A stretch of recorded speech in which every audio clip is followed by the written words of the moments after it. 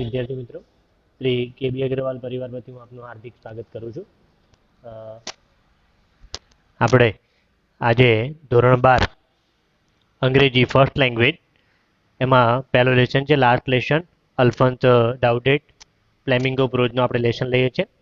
અને લોકડાઉન દરમિયાન તમે બધા પણ થોડો ઘણો અભ્યાસ કરતા હશો અને આપણો એક આ નાનકડો પ્રયાસ કે જે વિદ્યાર્થીઓ સુધી આ ધોરણ 12માં જે ફર્સ્ટ લેંગ્વેજમાં જે લેસન છે એના વિશેની માહિતી મળી રહે. તો એમાં અલ્ફોન્સ ડાઉડેટનો આપણે ઓથર પરિચય.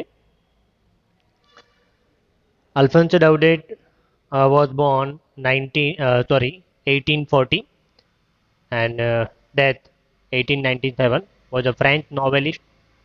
तो ये लास्ट लेसन उसके जो रिटन बाय अल्फोंस डाउडेट, उन्होंने वो नॉवेलिस्ट भी है, शॉर्ट स्टोरी राइटर भी है, यानी छोटी मोटी शॉर्ट स्टोरी भी लिखी है. The last lesson is set in a days of Franco Persian war, यानी कि जो युद्ध हुआ करीब 1870 to 1871, in which France was defeated by Persia led by Bismarck. Persia then consisted of what now are the nation of Germany and Poland and parts of Austria. In this story, the French district of Alaska and Lorraine have passed into Persian hand. उनके hand में से मतलब उनके under में वो पसार हुए. The story deals with theme of language imposition, और ये स्टोरी है उसकी जो मेन थीम है imposition of language and loyalty. The story highlights the pain that is inflicted of the people of territory by its consequence and taking the away the right to study to speak their own language, यानी कि अपनी खुद की language में ये सुबह सुबह जो फ्रेंच विद्यालय का भी यहाँ पर मतलब प्रेजेंटेशन किया हुआ है. और मिस्टर हैमेल उसको एक क्वेश्चन पूछा गया है कि पार्टिसिपल के बारे में. तो ये लास्ट लेसन के बारे में यहाँ पर बताया गया है. थोड़ी बहुत हम समरी के रूप में देखें तो प्रातःकाल यानी कि सुबह का समय है और फ्रेंच विद्यालय के लिए बहुत देर से चला, और उसे मतलब धमकाए जाने का भी भय होता है कि भाई मैं स्कूल में लेट होगा तो मुझे मतलब धमकाया जाएगा, यानी मुझे डांटा जाएगा. और मिस्टर हैमेल उनसे पार्टिसिपल के विषय में प्रश्न पूछने वाले थे, जबकि वह उसके विषय में पहला अक्षर भी नहीं जानता था कि ये participle, what is the meaning of this word of participle.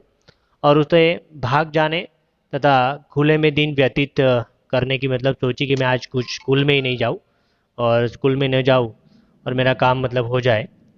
गर्मी ज़्यादा है, चमकीला दिन है, चहचहाते हुए बोलते बोलते हुए वहाँ पर आसपास में पक्षियों भी है, और मशीन के पिछले वाले कुले में खेतों में अभ्यास करते हुए प्रशिया सैनिक प्रलोभित करने वाले थे, किंतु उसने प्रलोभन को दबाया.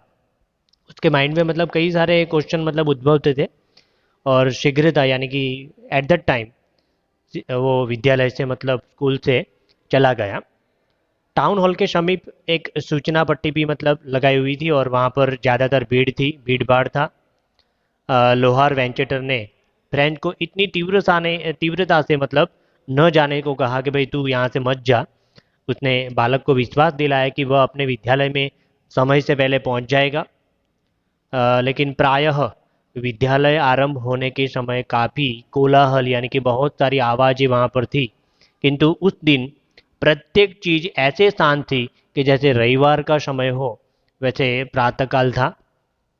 खिड़की से फ्रेंच ने देखा कि उसके सहपाठी यानी कि उनके जो मित्र थे पहले ही अपने अपने स्थान पर थे, और मिस्टर हैमेल अपने बाजू के नीचे लोहे का अपना भयंकर पैमाना यानी लकीर खींचने की जो पटरी होती है वो रखे इधर उधर मतलब घूम रहा था. फ्रेंच ने द्वार खोला और अंदर भीतर चला गया. शर्म से उनके चेहरे पर ललिमा आ रही थी और वो मतलब डरा हुआ था यानी कि भयभीत था.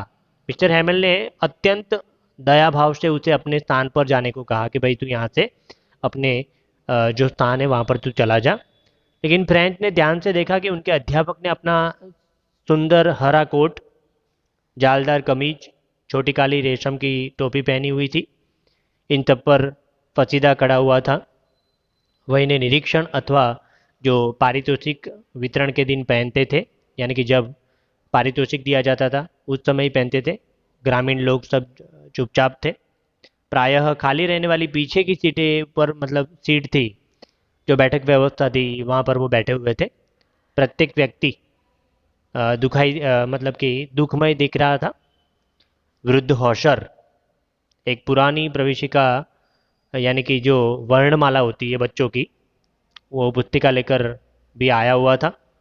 मिस्टर हैमिल ने कहा कि यह अंतिम पाठ था जो वह उन्हें पढ़ाएगा, यानी कि लास्ट लेसन। इसका टाइटल यह है कि ये अंतिम लेसन है, वो पाठ पढ़ाएगा। इसके पश्चात आलास्क और जो लॉरेन है, आलास्क और लॉरेन, वो विद्यालय में मतलब बैठे थे। जर्मन पढ़ाई मतलब की जाएगी।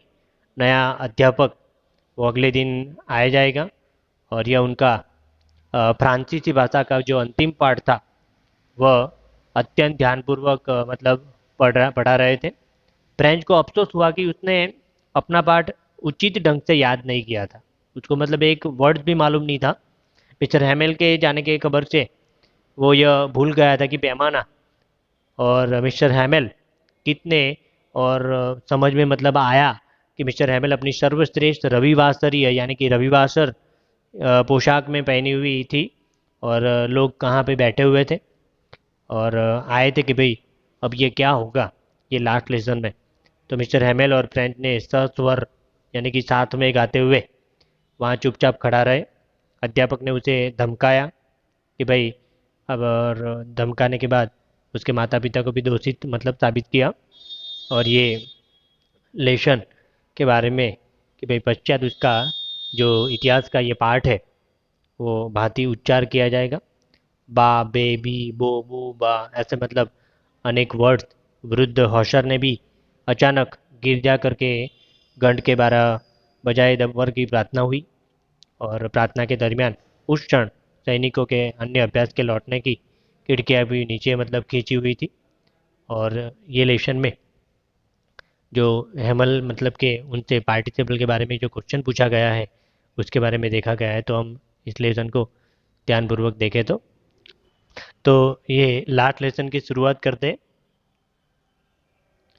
The last lesson written by Alphonse Daudet, और इसकी शुरुआत होती है तो I started for school very late that morning and was in a great dread of scolding.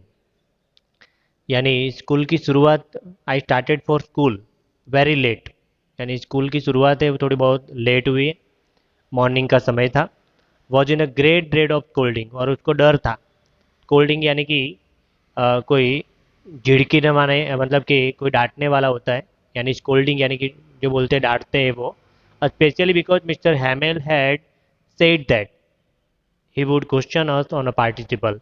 और उसको पार्टिसिपल के बारे में, पार्टिसिपल यानी कि वैसे बोले तो हमारी ग्रामेटिकल लैंग्वेज में उसको बोले तो V3 फॉर्म दैट कॉल भूतकृदंत बोलते हैं, उसके बारे में उसको क्वेश्चन पूछा गया। And I did not know the first word about them, और उसके बारे में उसको फर्स्ट वर्ड भी उसको पता नहीं था कि that what is the meaning of this word that's call participle. And I did not know that first word about them for a moment. I thought of running away and pending the day out of door. और उसने वो decide किया कि आज मैं school में present ही नहीं रहूँगा, स्कूल के बाहर ही चला जाऊँगा। That's day out of door. It was so warm, so bright, the birds were chirping at the edge of woods. और पक्षियों के कोलाहल की आवाज़ हमने शुरुआत में ही मतलब इंट्रोडक्शन में मतलब बोला, तो वैसे पक्षियों की चहल पहल थी। And the open field back of the saw mill, the woods यानी कि जो लकड़ियाँ काटने की जो सो मिल होती है वहाँ ओपन एरिया में वो बैठा हुआ था। And tempting than the rules of participle, और सोच रहा था कि what is the meaning of this word participle. But I had the strength to resist and hurry to off the school. और उसने सोचा कि नहीं मैं स्कूल में ही नहीं रहूँगा, और डिसाइड किया कि मैं स्कूल के बाहर चला जाऊँगा। When I pass the town hall there was a crowd in front of bulletin board. और वहाँ से मतलब वहाँ से टाउन हॉल से वो पसार हुआ और वहाँ पर पूरा क्राउड था। एंड बुलेटिन बोर्ड पर मतलब सब लोग देख रहे थे। For the last 2 years all our bad news and come from that. और जो बैड न्यूज़ होते हैं यानी कि ख़राब न्यूज़ होते हैं वो बोर्ड पर दिखाई देते थे. For the last 2 years all our bad news had come from that, the lost battles, the draft, the orders to a commanding officer. और कमांडिंग ऑफिसर वो ऑर्डर करता था. I thought to myself, अपने self को बोला कि without stopping, वो हिचकिचाए बिना, and what can be matter now, क्या मतलब बाबत क्या है उसके बारे में जानने के लिए. Then I hurried by the fast as I could go, और जितना मतलब हो सके उतना fast to the black Smith.